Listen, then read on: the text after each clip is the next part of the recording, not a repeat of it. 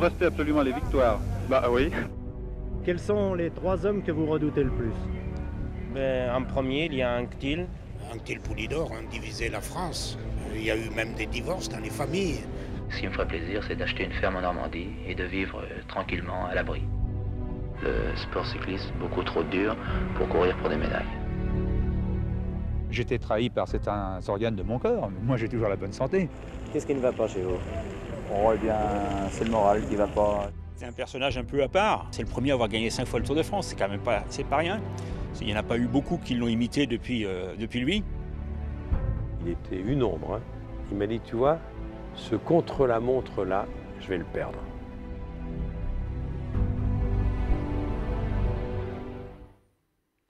Celui que l'on surnommait Maître Jacques nous a quittés le 18 novembre 1987, foudroyé par un cancer. Jacques Anquetil a été le plus grand cycliste français de tous les temps, vainqueur à 5 reprises du Tour de France. Mal aimé parfois face à son ennemi du peloton, Raymond Poulidor, l'éternel second.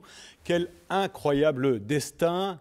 Qui eût cru qu'un jour, ce gamin de Mont-Saint-Aignan, qui dès l'âge de 4 ans parcourait plus d'1 kilomètre à vélo pour se rendre à l'école, allait devenir un des plus grands champions que le sport français ait connu. Durant cette émission, nous allons entendre ceux qui ont croisé son parcours, Bernard Hinault, Michel Drucker, Raymond Poulidor, Thierry Gouvenou. Avec nous sur ce plateau également Dominique. Bonjour, vous êtes la dernière compagne de Jacques. Oui. Daniel Manjas, vous êtes le célèbre speaker du Tour de France. Vous avez côtoyé celui qu'on surnommait Monsieur Chrono, tellement il était imbattable dans les contre-la-montre. Et puis regardez, Thierry Marie va nous rejoindre dans quelques instants. C'est le dernier Normand à avoir porté le maillot jaune. Il était très proche de Jacques Anquetil, dont il s'est inspiré, comme beaucoup d'autres coureurs, on le verra. Mais qui était Maître Jacques ? Comment a-t-il fondé sa légende en remportant 5 Tours de France ? Retour quelques années en arrière avec Jean-Baptiste Patier. Le champion né en Seine-Maritime sera le premier cycliste de l'histoire à remporter 5 Tours de France.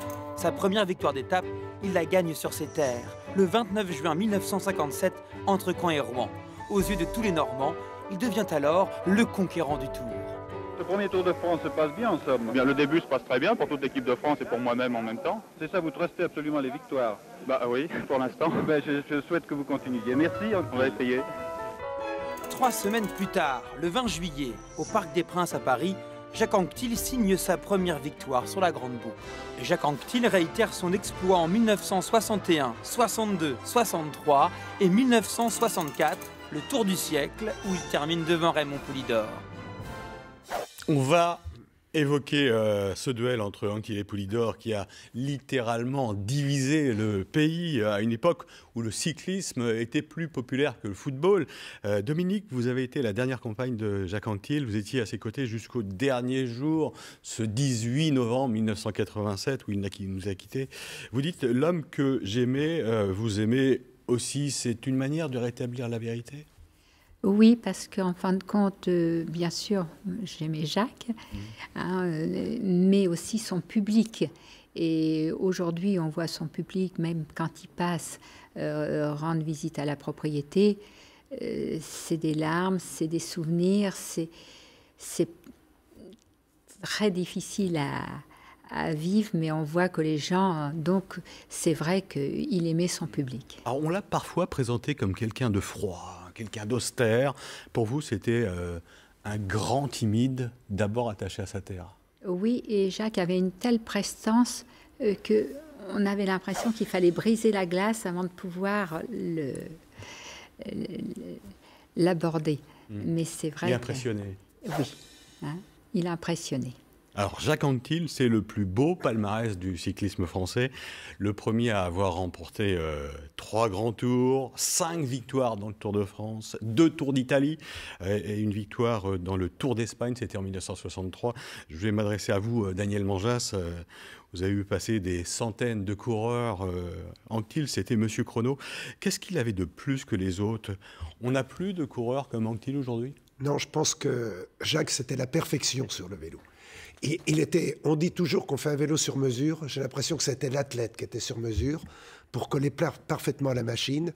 Et c'est vrai que Jacques, c'était la perfection, c'était la classe, c'était le charisme. Moi, gamin, quand je voyais Jacques Anquetil, j'avais envie de devenir coureur cycliste tellement il était beau, il rendait presque le cyclisme facile parce qu'on n'avait pas l'impression de souffrance. C'est vrai que ça a été un champion absolument exceptionnel qui a fait naître des vocations et qui a évidemment véhiculé l'image de la Normandie. Il était très attaché à la Normandie. Dès qu'un champion normand brillait, il était l'homme le plus heureux. Alors, Jacques Anquetil, c'était aussi le coureur mal aimé, sa reconnaissance du public. Il a eu, après sa carrière, après ses duels avec, on le disait au début de cette émission, avec Raymond Poulidor, il y a quelqu'un qui a fait ses débuts de journaliste sportif en 1964, année où Jacques Anquetil réalisait un doublé historique, Tour de France, Tour d'Italie. Ce journaliste, c'était Michel Drucker. Anquetil, c'était son idole. Écoutez Michel Drucker.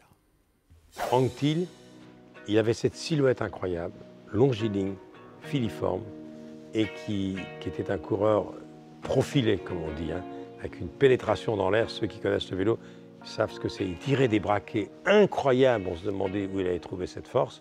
Il avait compris très tôt que si on veut entrer dans la légende, il faut gagner le Tour de France.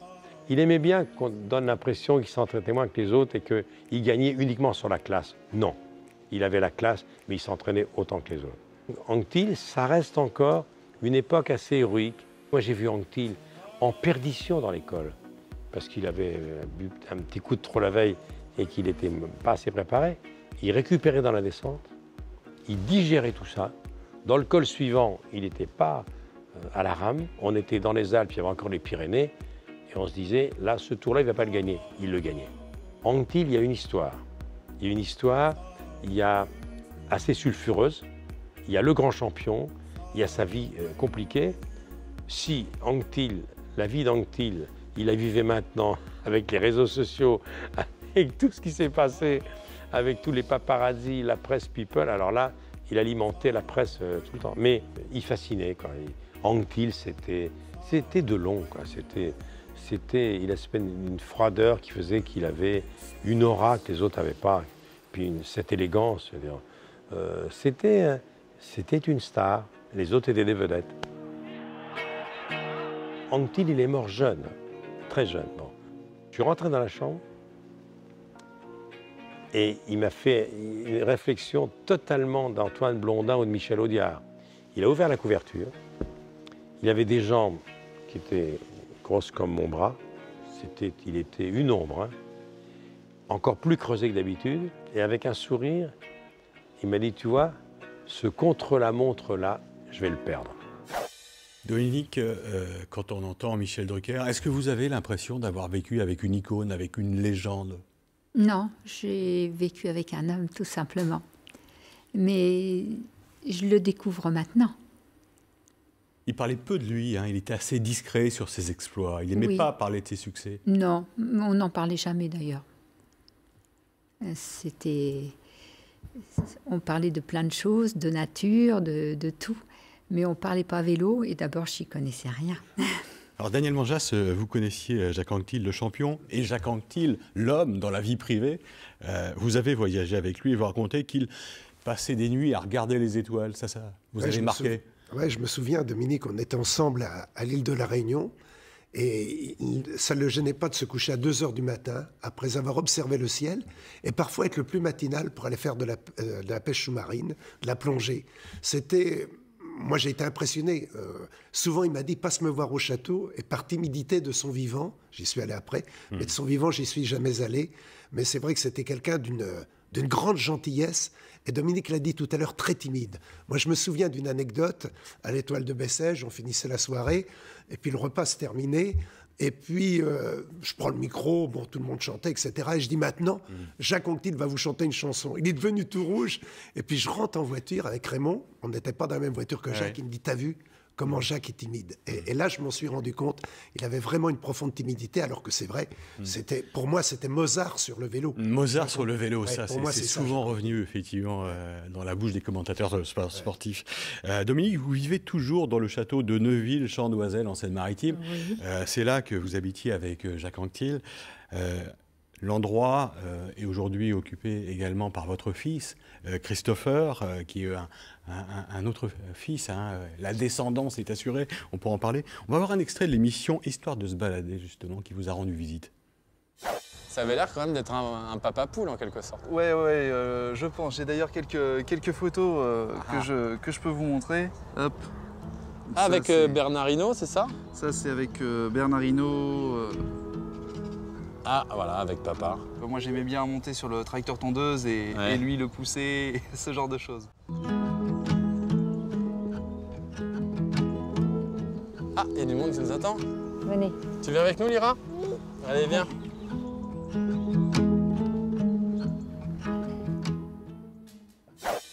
Voilà, le château de Neuville-sur-Doiselle, où vous continuez à vivre avec Christopher et sa famille. Avec mes enfants, donc avec Christopher, son épouse, sa petite fille qui a 2 ans et demi, Lyra. Et depuis quelques semaines? Et puis depuis quelques semaines, il y a Elliot.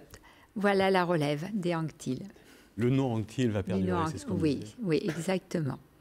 Hein?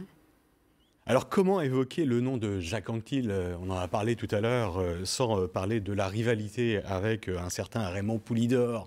Les deux coureurs ont écrit les plus belles pages de l'histoire du cyclisme, il faut bien s'en rendre compte. Poupou, l'éternel second que le public adulait, un duel qui a littéralement divisé le pays entre les supporters des deux hommes, à l'image de cette montée. C'est une image légendaire. Cette ascension du Puy-de-Dôme dans le Tour de France en 1964, Anquetil brigue un 5e succès, Poulidor à 57 secondes d'écart au classement général. Dans l'ascension, il lâche Anquetil, le tour le plus dramatique de la vie des spécialistes de toute l'histoire se joue là, à ce moment-là, à l'arrivée. L'écart est de 42 secondes entre les deux hommes. Ça n'est pas suffisant. Anquetil garde le maillot jaune et remporte le Tour de France. Raymond Poulidor, que nous avons pu rencontrer, évoque sa rivalité avec Anquetil. Anquetil Poulidor ont divisé la France. La France était divisée en deux. Il y a eu même des divorces dans les familles. Le mari ou la femme était pour l'un ou pour l'autre. C'était des scènes de ménage et qui se terminaient très très mal. Et je crois que le cyclisme a été gagnant également. Il ne se passe pas une journée sans qu'on parle d'Anquetil et bien sûr de ce fameux duel Puy-de-Dôme. À 950 mètres du sommet, Anquetil craque. Poulidor l'a vu. Et là, il fait appel à toute son énergie. Lui aussi, pourtant, ne pédale pas facilement. Mais il continue, il prend 10 mètres, 20 mètres, puis 20 secondes, 30 secondes. Et au sommet, ce sera 42 secondes d'écart entre Poulidor et Anquetil. J'ai failli battre Anquetil en 64 et 10 ans après, j'ai failli battre Merckx en 74. Alors pour moi, ça reste beaucoup ancré en mémoire. Anquetil concède 1 minute 37 secondes à Jiménez. 42 secondes à Poulidor. Autant dire que l'on ne saura que mardi soir qui remportera ce Tour de France. Anquetil était inclassable. Il était inclassable au point de vue homme, au point de vue sportif. Je pense que là, il était nettement en tête. J'ai eu l'occasion de le connaître en fin de vie. Pour moi, il était inclassable à tout point de vue. C'est un homme exceptionnel. Un homme exceptionnel, Jacques Anquetil. Thierry Marie nous a rejoint sur ce plateau. Vous êtes le dernier Normand à avoir porté le maillot jaune du Tour de France. C'était en 1992, à l'issue de la deuxième plus longue échappée de la Grande Boucle, 234 km devant, avant d'arriver au Havre. Le duel Poulidor-Anquetil, on vous l'a raconté en fait. Hein. Vous aviez un an. Un an, oui. En 1964. Jacques Anquetil a été votre sélectionneur ensuite. Anquetil Poulidor, ça évoque quoi pour vous? Eh ben, ça évoque mes parents, parce que donc, mes parents, ma mère était anquetiliste et mon père était poulidoriste. Donc je veux dire que là, il y a eu des... Ils n'ont pas divorcé. Ils n'ont pas divorcé. Et tension dans la famille. Et bon, Jacques, c'était un Normand, donc, et puis donc, avec mon frère, on a fait du vélo, donc on était pour Jacques Anquetil, parce que déjà, le vélo, c'est le contre-la-montre. Comme disait tout à l'heure Daniel, c'est le Mozart des contre-la-montre. Il a tout inventé dans les contre-la-montre, parce qu'après, tout le monde s'est inspiré de son œuvre. Indurain, Bernard Hinault, puis il n'était pas avare de conseils. Et il voulait avoir un successeur. Et son successeur, il disait que c'était Philippe Bouvattier. Daniel Manjas, vous avez parlé avec Jacques Anquetil de cette rivalité avec Poulidor. Il en souffrait? Je les ai vus après leur carrière. Ouais. Et ils étaient les plus grands ennemis. Il faut savoir que Raymond et Jacques m'ont dit la même chose. Quand ils étaient logés dans le même hôtel, ce qui arrivait sur les routes du Tour de France, quand Jacques rentrait par l'entrée principale de l'hôtel, Poulidor rentrait par les cuisines et inversement. Ils ne voulaient pas se croiser, il y avait une rivalité. On ne parlait pas de politique ni de gauche ni de droite à l'époque. On était dans les repas de famille, c'était Anquetil, Poulidor. Je pense qu'il a souffert d'un manque de reconnaissance du public qui était poulidoriste. Et Jacques aimait les gens. Mais cette timidité faisait qu'il établissait, on avait l'impression qu'il était distant, ce qui n'était pas du tout le cas. Mais il était incompris quelque part. Oui, voilà, il était incompris. D'ailleurs, je crois qu'il avait baptisé son bateau sifflé après un Tour de France parce qu'il ne comprenait pas que le public le siffle alors qu'il faisait des efforts. Contrairement à une idée reçue, il travaillait pour être le meilleur. Alors, il n'y a que 3 coureurs qui ont gagné 5 fois le Tour de France, Jacques Anquetil, Eddy Merckx et Bernard Hinault. Ils ont écrit les plus belles pages de l'histoire du cyclisme. Bernard Hinault qui salue la mémoire de Jacques Anquetil, dont il était très proche, on pourra le redire tout à l'heure. Je vous propose de l'écouter. Je l'ai rencontré en tant qu'homme, puisque je suis le parrain de Christopher, et c'est un grand plaisir d'avoir accepté ça. C'est quelqu'un de simple. Je pense que ses racines ont joué. Il vient un petit peu du milieu agricole et c'était un personnage un peu à part. Donc il m'a raconté plein de choses. C'était pas celui qui était le vainqueur, un peu comme était Eddy Merckx, où il voulait tout gagner. Jacques, lui, il était souvent en fin de peloton et puis il attendait. Et puis au moment, boum, il avait cette puissance, cette force mentale pour aller chercher la victoire. C'est le premier à avoir gagné 5 fois le Tour de France. C'est quand même pas rien. Il n'y en a pas eu beaucoup qui l'ont imité depuis lui. On a marqué nos époques, on a fait ce qu'on avait à faire, c'est-à-dire gagner des courses. Et je crois que ça, c'est le plus important. Voilà, l'hommage de Bernard Hinault à Jacques Anquetil, 10 Tours de France à eux deux. Que serait-il passé s'ils avaient couru l'un contre l'autre? Qui l'aurait emporté? Là, c'est très difficile de mettre en relation les différentes générations. Un pronostic quand même. Mais ce sont 2 caractères différents, mais 2 exceptionnels champions. Ça aurait été difficile. Mais je pense... Il y avait un grimpeur et un rouleur. Voilà. Jacques, au niveau du contre-la-montre, 9 Grands Prix des Nations, 9 victoires. Il gagne le Grand Prix des Nations, il n'a pas encore 20 ans, 140 km contre la montre, rendez-vous compte. Il met le 2e à 9 minutes. Oui. Et c'est sur les routes de la Manche qu'il avait commencé, autour de la Manche, où il bat Brancard, Sablinski et autres. C'était impressionnant. Alors, on va évoquer la question du dopage, un objet dans l'histoire de Jacques Anquetil.